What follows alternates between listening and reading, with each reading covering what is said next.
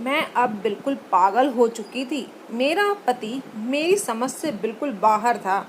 उसके दिमाग में क्या चल रहा था, अगर मेरी समझ में आ जाता तो शायद आज मेरी दिमागी हालत ऐसी ना होती। पहली नज़र में मुझसे मोहब्बत का दावा करने वाला पति मुझसे जानवरों की तरह काम करवाता था और कहता था कि ये मेरी मोहब्बत है। ऐसी मोहब्बत मैंने कहीं नहीं देखी थी। वह ना सिर्फ काम करवाता बल्कि रोज़ एक नया जोड़ा मुझे पहनाता, फिर वो जोड़ा घर से गायब हो जाता था। कौन कह सकता था कि ये नौजवान इंसान अंदर से ऐसा खेल खेलता था जिसका मोहरा मैं बन चुकी थी। फिर एक दिन कुछ ऐसा हुआ कि मेरे पैरों तले से ज़मीन ही निकल गई। मेरा नाम राधा है, मेरी उम्र 25 वर्ष है। मेरे घर में मैं और मेरी माँ, पापा के अलावा मेरी एक बहन भी थी। हम गांव के एक साधारण परिवार से थे। हमारी अपनी ज़मीनें थी जिस पर हम खेती किया करते थे, जिससे हमारा गुजारा बहुत अच्छे से हो जाता था। मैं एक साधारण सी लड़की थी। हमें कभी कोई सपने देखने की आदत नहीं थी क्योंकि मुझे पता था मेरे सपने कभी पूरे नहीं होंगे। लेकिन मैं उस बात से बेखबर थी जो मेरी ज़िंदगी में होने वाला था, जिसके बारे में मैंने कभी सपने में भी नहीं सोचा था। रोज़ की तरह आज भी मैं खेत में से सब्जियां लेने जा रही थी। एक तेज़ रफ्तार से एक गाड़ी मेरे पास आकर रुकी। मैं अपनी सोच में चली जा रही थी कि तभी एक हैंडसम नौजवान मेरे सामने आ खड़ा हुआ। उसे देखते ही मैंने अपने दुपट्टे से अपना चेहरा ढक लिया। उससे पहले कि मैं आगे बढ़ती, उसने मुझे रोकते हुए बोला, मुझे माफ़ करिएगा, मेरी तेज़ रफ्तार की वजह से आपके ऊपर धूल मिट्टी पड़ गई।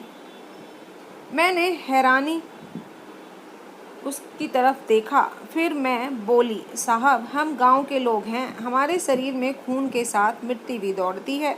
कोई बात नहीं, हमारा तो काम ही धूल मिट्टी का है। ये सुनकर धन्यवाद बोलकर वो चला गया। अजीब आदमी है, माफ़ी मांगने आया था। मैंने उसकी बातों पर ध्यान नहीं दिया और सब्जी लेकर घर आ गई।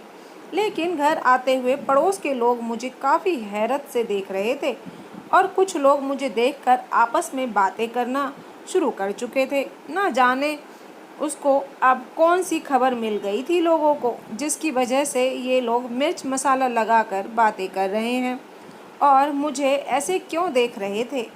मैं इसी सोच के साथ घर पहुंची तो मेरे घर का माहौल अजीब सा लग रहा था। हर तरफ चुप्पी छाई हुई थी। माँ बाप एक कोने में बैठे थे। हमारे घर में ऐसा जब होता था जब बहुत ज़रूरी बात करनी होती है। मैंने बहन की तरफ बहुत हैरानी से देखा और वजह पूछनी चाही तो उसने भी पता नहीं कह दिया। तो मैं भी चुप हो गई। मैं रसोई में खाना बनाने चली गई। मैं खाना बनाकर जैसे ही फ्री हुई तो मेरी माँ ने मुझे इशारों में अपने कमरे में आने को कहा, जहाँ पापा पहले से ही बैठे थे। पापा ने मेरे सर पर हाथ रखा और मुस्कुराकर बाहर चले गए।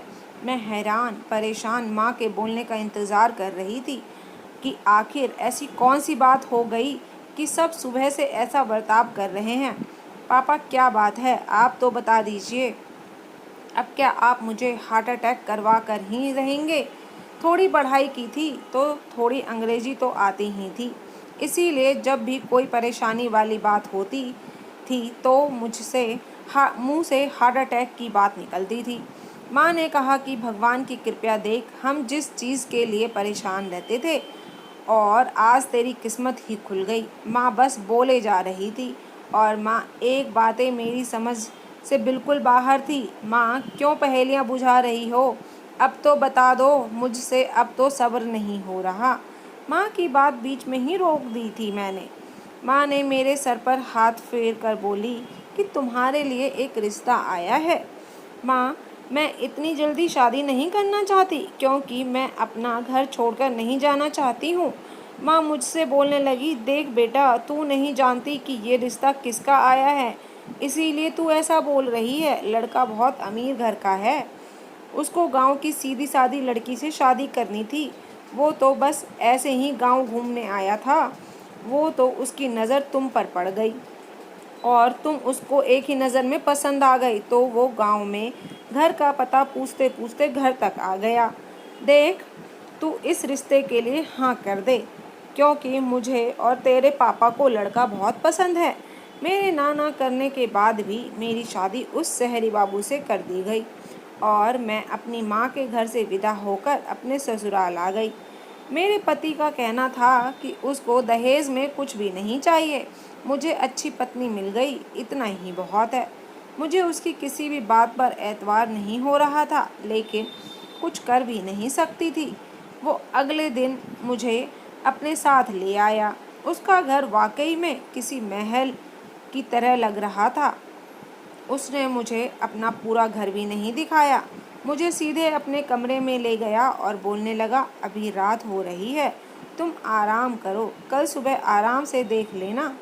मुझे कमरे में बैठाकर इंतज़ार करने के लिए बोलकर बाहर चला गया। देर बाद जब कमरे में आया तो उसके हाथ में एक नया जोड़ा और दूसरे हाथ में दूध का गिलास था। उसने मुझे नया जोड़ा पहनने के लिए दिया और दूध पीने को कहा। जब मैंने दूध पिया तो उसमें से तेज खुशबू आ रही थी। खैर, मैंने सारा दूध पी लिया और मैं सोने चली गई। अगली सुबह जब मैं सोकर उठी तो मेरे पति ने मेरे लिए एक नया सूट पहले से ही निकाल कर रखा हुआ था। मेरे पति ने मुझसे बोला कि अपना जोड़ा बदल लो। मैंने भी चुपचाप जोड़ा बदल लिया और वहाँ से चली गई। जब वापस आई तो बोलने लगे, मेरे लिए नाश्ता बना दो। मुझे कुछ समझ ही नहीं आया कि मैं नाश्ता कैसे बनाऊं, जब मुझे रसोई ही नहीं पता। अगर रसोई का पता होगा तभी तो बनाऊंगी मैं कुछ भी। असल में मुझे कुछ पता ही नहीं था, कुछ भी, कौन सी चीज़ कहाँ पर है। आपने ही तो कहा था कि घर कल दिखाऊंगा। मैंने घबरा कर जल्दी से जवाब दिया। रमेश नाराज़ ना हो जाए।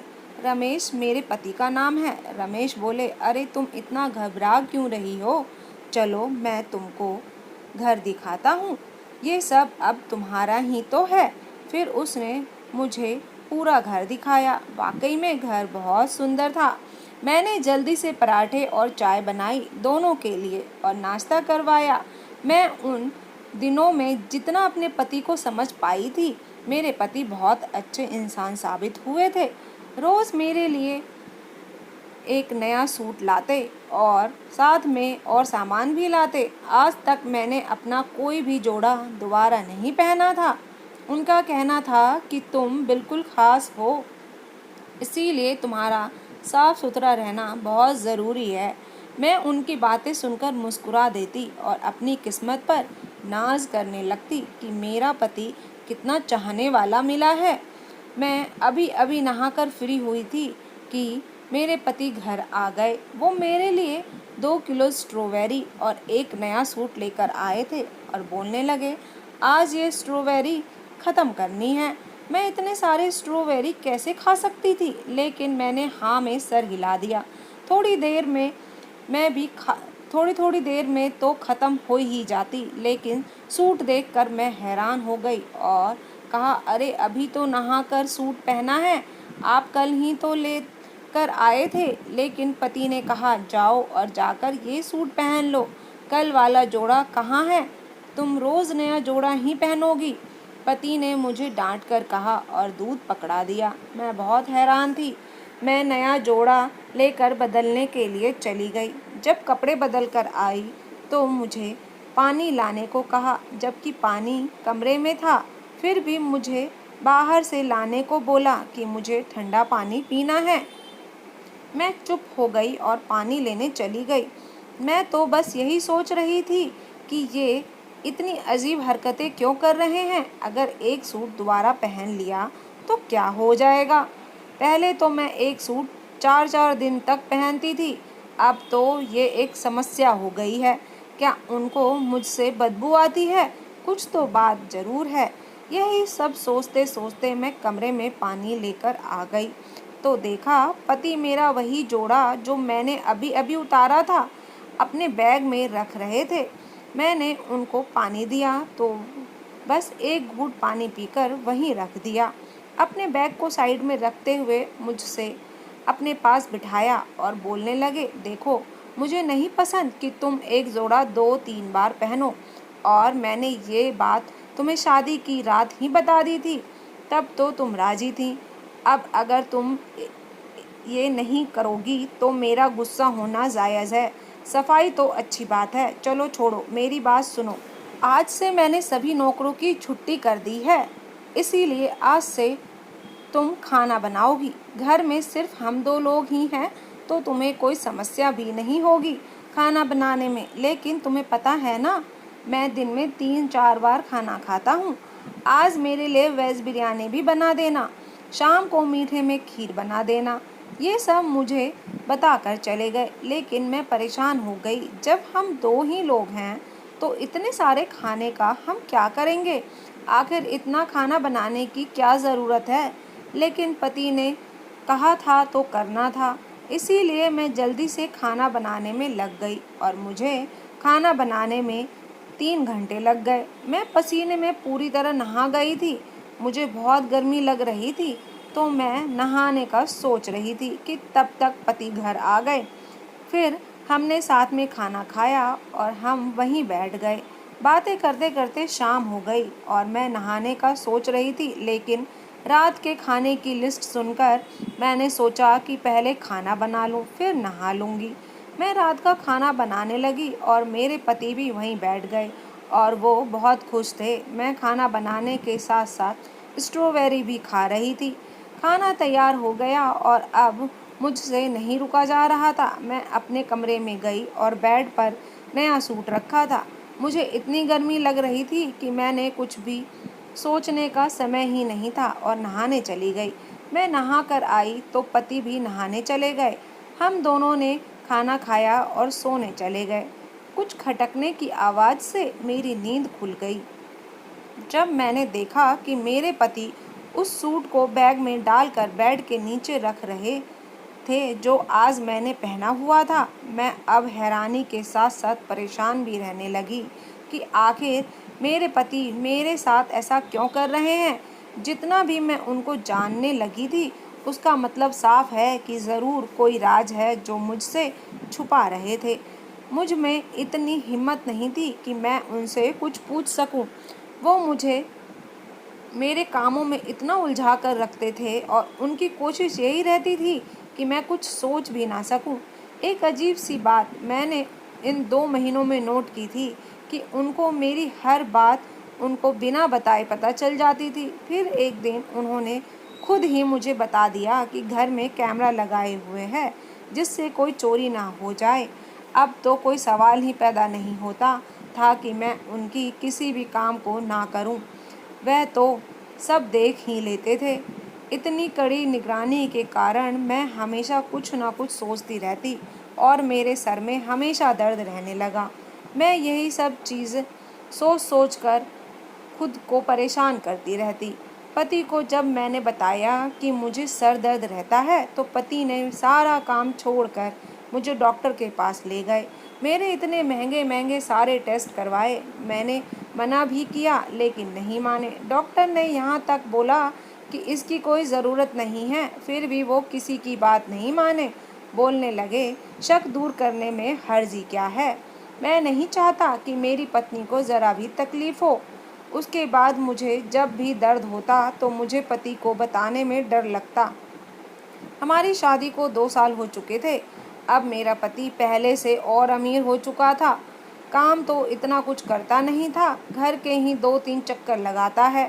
पहले तो मुझे दिन में एक जोड़ा बदलने को कहता था, लेकिन अब तो दिन में 2 से 3 जोड़े बदलवाता था।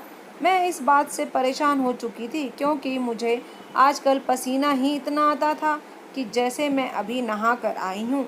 ये सब सोच सोच कर मैं दिमागी मरीज बन चुकी थी। मेरी दवाइयों का ढेर मेरे पास लगा हुआ था, जो मैं रोज़ खाती थी। ये सब जब से शुरू हुआ था, जब से सर्दियाँ शुरू हुई हैं। पति ने घर में सभी नौकरों की छुट्टी कर दी थी, तो मैं सारा दिन घर के कामों में लगी रहती। सारे दिन पसीना पानी की तरह बहाती। मैं नहाने चली गई। जब नहाकर आई तो पति ने मुझे कमरे में बंद करके हीटर चालू कर दिया। जब मैं गर्मी से बेहोश होने लगती तो बोलते कपड़े बदल लो, नहीं तो बदबू आने लगेगी।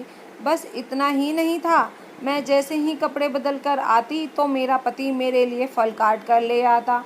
ये वही फल थे जिसके लिए कभी हम तरसते थे। ये रोज़ का नियम था। ये सब करके मैं दिमागी मरीज बनती जा रही थी।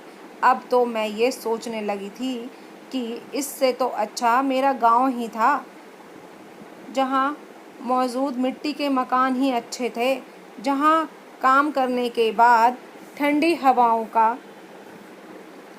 सुकून देती थी। और यहाँ तो सर्दी में भी गर्मी का माहौल रहता है।